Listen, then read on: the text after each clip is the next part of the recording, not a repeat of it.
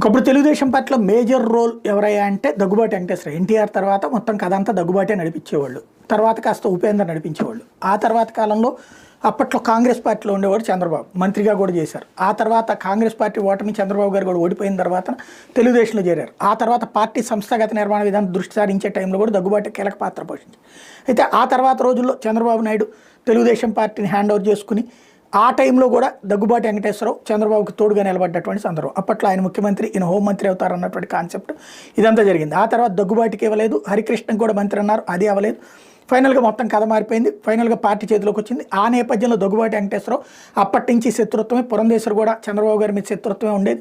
మొన్న మధ్య దాకా కూడా కాంగ్రెస్ పార్టీలో పురంధేశ్వర్ ఉన్నంత వరకు కూడా. ఇప్పుడు ఆ శత్రుత్వాన్ని దూరం చేసుకుని పురంధేశ్వర్ గారు ఈ మధ్యన కలుపుతున్నారు. అక్కా చెల్లెలు కలుసుకున్నారు. అట్లాగే తోడళ్ళు కూడా ఇప్పుడు కలుసుకున్నారు. మొన్న మధ్యనే తొలిసారి 30 ఏళ్ల తర్వాత చంద్రబాబు ఇంటి దగ్గరికి దగ్గుబాటి వెంకటేశ్వరరావు వెళ్ళి